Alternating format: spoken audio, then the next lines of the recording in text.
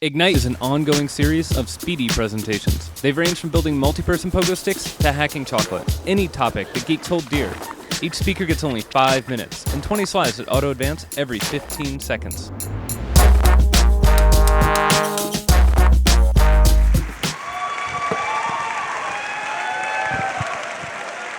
So last summer, I suffered a concussion, a mild traumatic brain injury. And I had nonstop headaches and vertigo, nausea and memory loss. I was living in a constant fog. I could not work at all. I could barely read or write. I tried really hard to express to friends and family what was going on, and so I was able to barely scribble these notes. Everything is hard. The iron fist is pushing against my thoughts. My whole brain feels vacuum pressurized. If I can't think, who am I? I think it took about an hour to write that at the time. So my doctor told me that in order to get better, it would take about a month. And there were all these things I couldn't do because it would slow the healing process. No reading, no writing, no video games, no computer time, no running, and no caffeine. So in other words, no reason to live. It is kind of funny, but in all seriousness, suicidal ideation is very common in people with traumatic brain injuries. It's part of the trauma. And it actually happened to me. My brain started telling me, in all seriousness, that Jane, you want to die. 30 days passed and I had not gotten any better. I was more depressed, anxious, and lonely than I'd ever been in my life.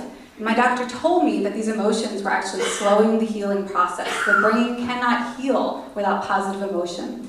So that's when I said to myself, I'm either going to kill myself or I'm going to turn this into a game. It was basically my last-ditch effort to save my quality of life. Why a game? Because when we play a game, we believe that anything is possible. Games make us resilient. They make hard things feel possible by provoking our optimism. They feel interesting by provoking our curiosity, self-motivated by provoking our agency, and meaningful by provoking a sense of awe and wonder. And I wanted those emotions for me and my caretakers. So I invented a role-playing recovery game. Mission number 1, create your secret identity. When you're sick or injured, you're not yourself, so why not be someone awesome? You can be anyone you want, from any storyline in any universe. For my secret identity, I chose Buffy the Vampire Slayer. Now that made me Jane the Concussion Slayer, and that made my concussion symptoms the vampires, demons, and forces of darkness that I was destined by fate to battle against. Now, as my second mission, I had to recruit my allies. This means invite your friends and family to play the game with you, and give each of them their own secret identity and their own special mission.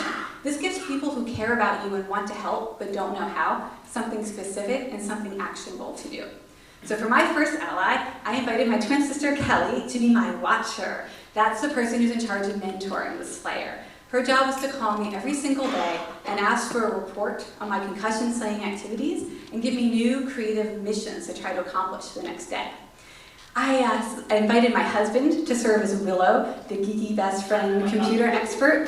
His job was to do research on brain injury science, read me interesting articles, do my email for me, and most importantly, keep track of all of my concussion slaying points, strengths, leveling up, and achievements.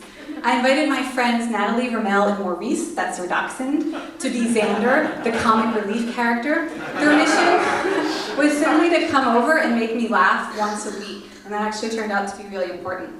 Mission number 3, find the bad guys. Those are the triggers that make your symptoms worse. The sooner you can find the triggers, the more suffering you can avoid. And eventually, you might be able to actually vanquish the triggers. You can keep track of things that you can now be a part of, like fluorescent lights or big crowds. Mission number 4, identify your power-ups.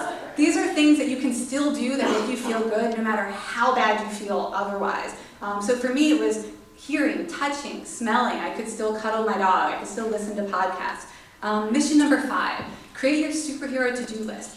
These are things, goals that you can set for yourself that would have been a wild, impossible dream even before you got sick or injured. Instead of just trying to get back to normal, boring, why not try to get back to extraordinary?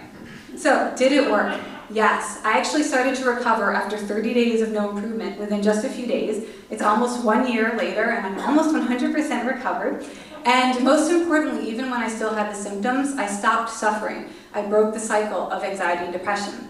So now it's a game called Super Better. You can find the rules online. It's a multiplayer adventure game. Hundreds of people all over the world are using it for asthma, diabetes, cancer treatment, social anxiety, and working with the CDC and the US Army to use it also for them. So the big takeaway is pain is inevitable, but suffering is optional. I believe that game developers are on a humanitarian mission to teach us how not to suffer, how to provoke our own positive emotions, how to become more resilient.